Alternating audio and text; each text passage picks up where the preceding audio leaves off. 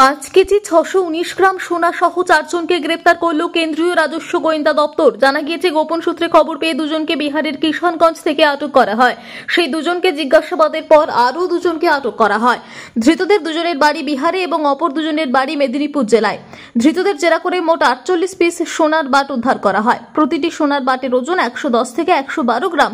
পাশাপাশি এদের কাছ থেকে নগদ প্রায় 20 লক্ষ টাকাও পাওয়া গিয়েছে। সোনাগুলির বাজার দর 6,29,32,800 টাকা। পুরো সোনাটাই দিল্লির উদ্দেশ্যে নিয়ে যাওয়া হচ্ছিল। ধৃতদের আজ শিলিগুড়ি আদালতে তোলা হলে বিচারপতি 8ই অক্টোবর পর্যন্ত জেল হেফাজতের নির্দেশ দেন।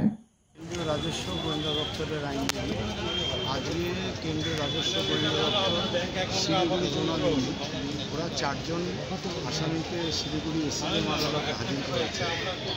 এই 4 জনের বিরুদ্ধে অভিযোগ হচ্ছে। 4 জনের মধ্যে প্রথম দুজন অর্থাৎ পঙ্কজ কুমার এবং সুরজ কুমার, এই দুজনকে গোপন সূত্রে খবরের ভিত্তিতে গতকাল বিকেলের দিকে আমাদের ওই ডাঙ্গি বস্তি road Kishanganj R K. Saha women's college আছে, আর.কে. সাহা ওমেন্স কলেজের সামনে থেকে এই দুজনকে ইন্টারসেপ্ট করে এবং যেটা সূত্রে খবর ছিল তাতে এরা বাংলাদেশ থেকে যে বিদেশি সোনা ঢুকেছে এই সোনা দিল্লি নিয়ে যাবে। তারপরে ওই দুজনকে প্রথমে জিজ্ঞাসাবাদ করা হয়। তারপরে ওরা বলে যে আমাদেরকে রাস্তায় না করে সার্চিটা এটা সেফ জায়গায় করলে ভালো হয়। তখন ওদেরকে একটা স্পট শোভন দেওয়া হয়। এরপরে জিজ্ঞাসাবাদে ওরা বলে যে আমরা এই সোনাগুলো যেখান থেকে পেয়েছি তাদের নামগুলো বলে এবং দিয়ে ওই আর.কে. সাহা ওমেন্স ইনার কলেজের সামনে উল্টো দিকে একটা বাড়ির একটা ফ্ল্যাটে এখানে গিয়ে এই খবরের ভিত্তিতে ওখানে গিয়ে ইন্টারসেপ্ট করা হয় এবং সেই ইন্টারসেপশনের সময় ওখানকার ওই বাড়িতে ছিল আশিস কুমার এবং সৌভিক পান, এই দুজন ছিল।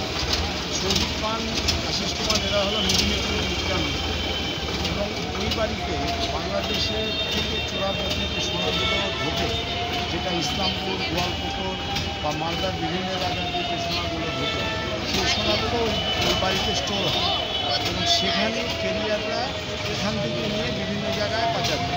তার মধ্যে দিল্লিটাই মেন টার্গেট, দিল্লি পাটনা ওই সাইডটায় পাঠাবে এবং সেই প্রথমে এই বাড়ি থেকে উদ্ধার হয় হচ্ছে 3 কিলো 145 গ্রাম সোনা, অর্থাৎ 13 পিস। আর প্রথম যে দুজন সেই দুজনকে নিয়ে আসা হয় শিলিগুড়ি কলেজপাড়া অফিসে, সেখানে সার্চিজার করা হয়। তাতে একজনের কাছে 13 পিস, একজনের কাছে 14 পিস, 27 পিস। 27 এবং 21 পিস হচ্ছে বাড়ি থেকে।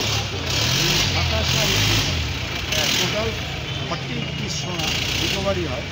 যে সোনার এক একটার ওজন হচ্ছে 110 থেকে 112 গ্রাম ওজন এবং প্রত্যেকটা সোনাতেই বিদেশি মার্কিং আছে, আমেরিকা এবং ব্রিটেনের বিভিন্ন কান্ট্রি এবং প্রত্যেকটাতেই মেনশন করা 24 ক্যারেট পিওর গোল্ড।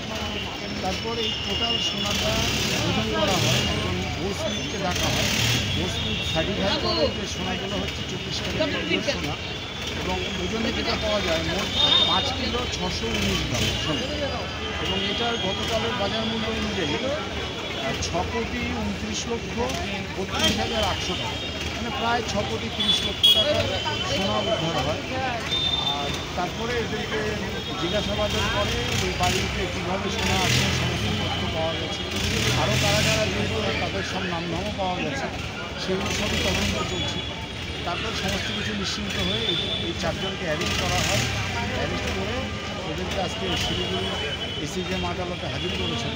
আদালত ওদের জামিনের যে দরখাস্ত সেটা খারিজ করে আগামী 8ই অক্টোবর পর্যন্ত জেল হাজতের আদেশ দিয়েছে এবং এর সাথে একটা আন্তর্জাতিক সোনা চোরাচালান চক্রের একটা সন্ধানও পাওয়া যায়। এটা বিগ র্যাকেট, দীর্ঘদিন থেকে ওই এলাকায় ওরা কাজ করছে, সেটা কেন্দ্রীয় রাজস্ব গোয়েন্দা দপ্তর সেটা ফুটে উঠেছে। এর আগে ইদানিংকালের মধ্যে এত বড় একটা ধরা পড়েনি, অনেক আগে ধরা পড়েছিল কয়েক বছর আগে 84 কেজি, তারপরে 14 কেজি, এগুলোও আছে।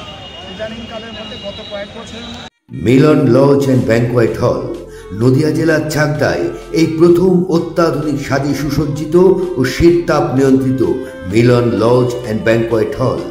আপনার যে কোনো মাঙ্গলিক অনুষ্ঠানের জন্য আজই যোগাযোগ করুন। মিলন লজ অ্যান্ড ব্যাংকোয়েট হল, রঞ্জনপল্লী, চাকদাহ, নদিয়া। রিলায়েন্স ট্রেন্ডসের ঠিক ওপরে মিলন লজ অ্যান্ড ব্যাংকোয়েট হল।